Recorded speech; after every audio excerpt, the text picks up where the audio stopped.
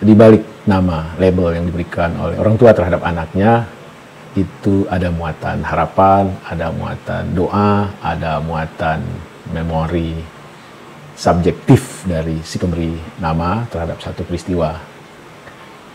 Dan tentu dengan pemberian nama tersebut itu juga akan memudahkan orang tua dalam berkomunikasi dengan anaknya dan memudahkan anaknya dalam membangun komunikasi dengan lingkungannya. Jadi kalau ada pertanyaan apalah artinya sebuah nama, Bang Kicca menjawab untuk konteks hari ini, nama amatlah penting bagi seseorang.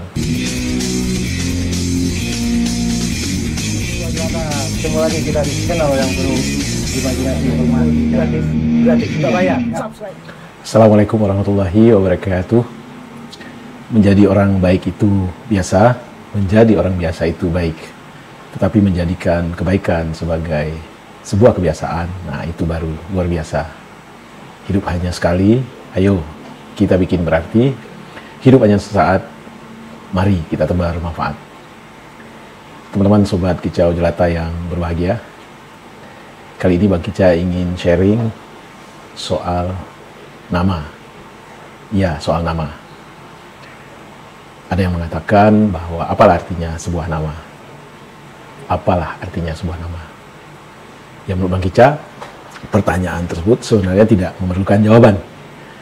Karena sebuah nama itu sangatlah berarti. Mari kita ambil contoh. Ini diberi nama tutup gelas. Apa jadinya kalau benda ini tidak ada namanya? Bagaimana cara kita mengkomunikasikannya kalau kita butuh tutup gelas?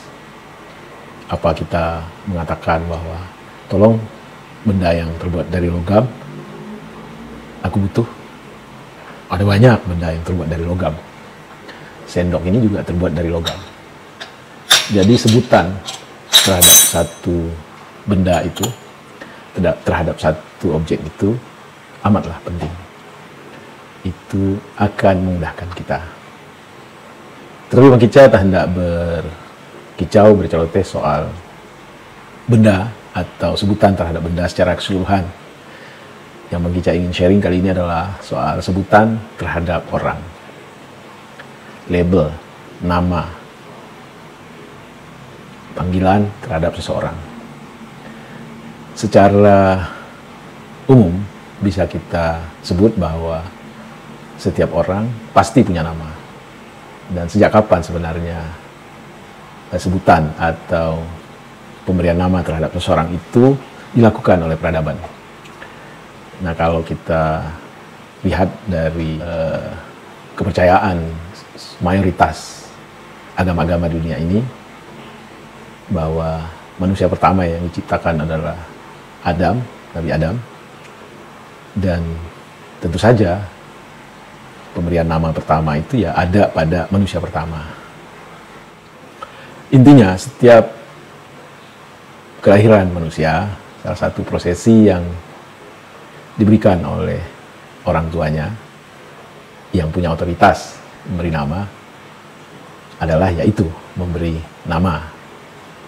Banyak cara dari orang tua untuk memberikan sebutan, label, nama kepada anaknya. Ada yang inspirasinya berasal dari kejadian-kejadian penting pada saat anak dilahirkan. Ada juga yang inspirasinya berasal dari benda-benda pertama yang dilihat oleh orang tuanya. Berbagai macam kebudayaan punya cara-cara tersendiri. Tetapi secara umum kita bisa sebutkan bahwa di balik nama label yang diberikan oleh orang tua terhadap anaknya itu ada muatan harapan, ada muatan doa, ada muatan memori subjektif dari si pemberi nama terhadap satu peristiwa. Dan tentu dengan pemberian nama tersebut itu juga akan memudahkan orang tua dalam berkomunikasi dengan anaknya dan memudahkan anaknya dalam membangun komunikasi dengan lingkungannya. Jadi kalau ada pertanyaan apalah artinya sebuah nama, Bang Kicca menjawab untuk konteks hari ini, nama amatlah penting bagi seseorang. pemberian nama terhadap seseorang ini tidak berhenti hanya pada nama pertama yang diberikan oleh orang tuanya. Dalam peradaban atau komunitas adat, ada nama lain yang diberikan oleh kelompok komunitas terhadap seorang dalam pencapaian-pencapaian sesuatu pada kehidupannya. Katakanlah Bang Kicca berasal dari Sumatera Barat.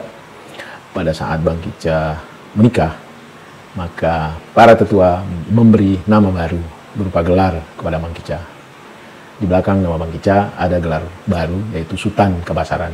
Itu menandakan bahwa tahap kehidupan Bang Kicca beranjak dari seseorang yang katakanlah masih single, kemudian menikah. Untuk itu Bang Kicca diberi gelar Sultan Kebasaran. Bukan hanya soal ada tataran adat tertentu yang beri nama gelar tambahan terhadap seseorang, tetapi dalam lingkup pergaulan sehari-hari kita juga sering mendapatkan gelar dari rekan-rekan atau teman-teman kita, bisa teman bermain, teman sekolah, teman bekerja. Ada yang positif, ada yang negatif, tergantung bagaimana perilaku kita dalam membina relasi dengan komunitas. Kalau kita baik, dirasa memberi sesuatu yang membuat orang nyaman, maka kita akan mendapat gelar yang baik juga. Tetapi jika kita berperilaku jelek, seringkali membuat orang atau lingkungan kita tidak nyaman, kita akan diberi gelar yang tidak nyaman. Berbagai macam sebutan. Si baik hati, si nyinyir, si julid, dan segala macam. Panggilan-panggilan yang ditempelkan terhadap diri kita. Dalam pendidikan kita tahu bahwa pada saat seseorang mendapat atau menyelesaikan pendidikannya, terutama di tingkat pendidikan tinggi, maka dia akan diberi tambahan label, gelar atau nama.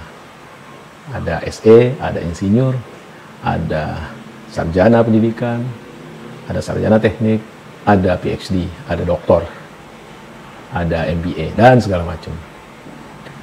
Itulah bahwa nama pertama yang diberikan oleh orang tua kita terhadap diri kita tidak berhenti hanya pada nama tersebut. Dalam proses rentang panjang kehidupan akan kita dapatkan nama-nama baru, label-label baru sebagai penambah dari jati diri kita, sebagai penambah dari nama yang pertama orang tua kita berikan. Bang Kicca ingin sharing sebuah video yang narasinya amat manis sekali, amat bagus sekali, dibawakan oleh seorang yang bergelar PhD. Dan untuk lebih jelasnya, mari kita lihat video berikut ini.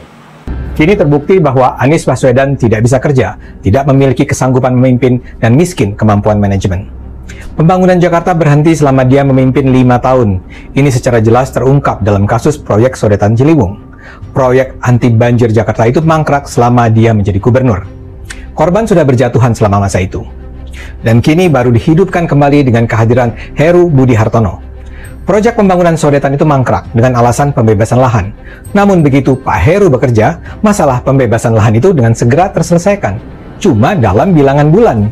Jadi persoalannya adalah pada apakah Anies tahu apa yang harus dikerjakan untuk menangani banjir, apakah dia sanggup menjalankannya, dan apakah dia mau melakukannya. Ya, itu tadi narasi yang dibawakan oleh Ade Armando.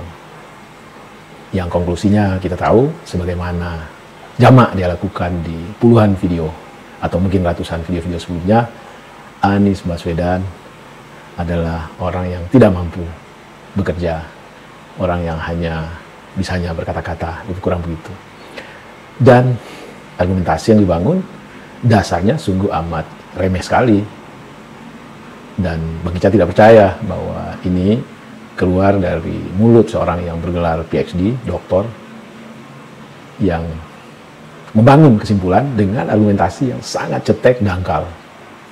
Inilah dasar yang dijadikan oleh Ade Armando sebagai alasan atau argumentasi yang mendukung konklusinya.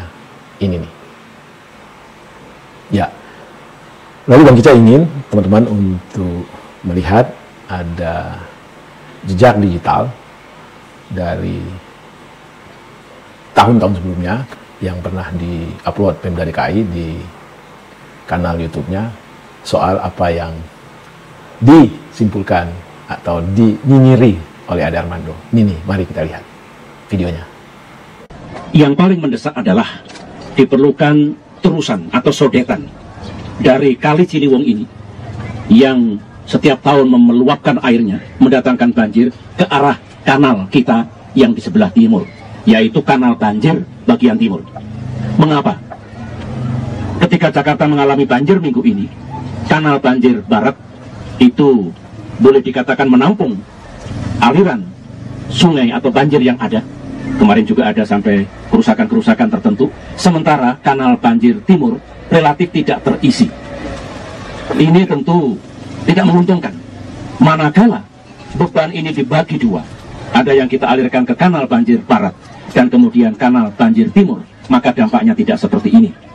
Telah dilakukan studi, termasuk studi kelayakan, dihitung anggarannya berapa lama diperlukan waktu untuk membangun sodetan atau terusan ini, maka telah kami tetapkan tadi, ini prioritas pertama. Kita mulai kesempatan pertama tahun ini, insya Allah akan selesai pada medio tahun 2014. Saya sudah berkoordinasi dengan pimpinan Komisi 5 DPR RI, dengan Menteri Keuangan, Menteri PU, untuk memastikan anggaran itu tersedia, dan kemudian bisa kita mulai segera tahun ini. Kalau kita kerjakan dengan baik, sesuai rencana, sekali lagi pertengahan tahun 2014 bisa kita selesaikan. Oke teman-teman, jadi jelas bahwa apa yang dinarasikan oleh Ade Armando yang dasarnya hanya yang ini pernyataan Pak Jokowi, Menteri PU, bahwa penyelesaian banjir kanal timur terbengkalai 6 tahun dan mampu diselesaikan dalam 3,5 bulan oleh PLT Gubernur. Dan setelah kita membandingkan dengan video sebelumnya, zamannya Presiden SBY, tentu kita akan lebih paham bahwa sejatinya mandeknya proyek tersebut terjadi sejak tahun 2013. Dan itu baru berhenti mandeknya di tahun 2021 ketika masalah tanah bisa diselesaikan. Teman-teman, kembali ke soal nama tadi, bahwa ada nama yang akan kita dapatkan, diberikan oleh orang di luar diri kita setelah nama pertama diberikan atau dilekatkan oleh orang tua kita. Bang Kicak ingin bertanya kepada teman-teman semua, kira-kira setelah menyaksikan video Ade Armando dan fakta-fakta yang terungkap di video Pak SBY, panggilan apa yang paling pas kita lekatkan kepada Ade Armando yang bergelar doktor tersebut? Panggilan apa? Bang Kicak ingin bertanya kepada teman-teman. Apakah dokter ngawur, atau tukang fitnah, atau pengarang bebas, atau apa lagi? Silakan teman-teman komen di bawah video ini. Baik teman-teman, itu tadi narasi pendek tentang nama, soal pentingnya sebuah nama, soal tidak berhentinya pemberian nama atau gelar atau label terhadap diri kita setelah nama pertama, label pertama dilekatkan oleh orang tua kita. Sepanjang hidup kita, kita akan selalu menerima nama-nama baru atau tambahan nama-nama baru, tambahan label-label baru, baik itu dari lingkungan kecil kita maupun masyarakat secara luas. Jadi teman-teman, mari kita berhitung diri. Kita tidak bisa melarang masyarakat untuk tidak menambahkan label baru terhadap diri kita, terhadap nama kita. Yang bisa kita lakukan adalah menjadi yang terbaik, terbaik untuk diri sendiri, terbaik untuk keluarga terdekat, terbaik untuk masyarakat. Mari jaga diri agar tidak diberi label nama-nama yang membuat diri kita, keluarga kita tidak nyaman. Wassalamualaikum warahmatullahi wabarakatuh. Salam sehat dan bahagia.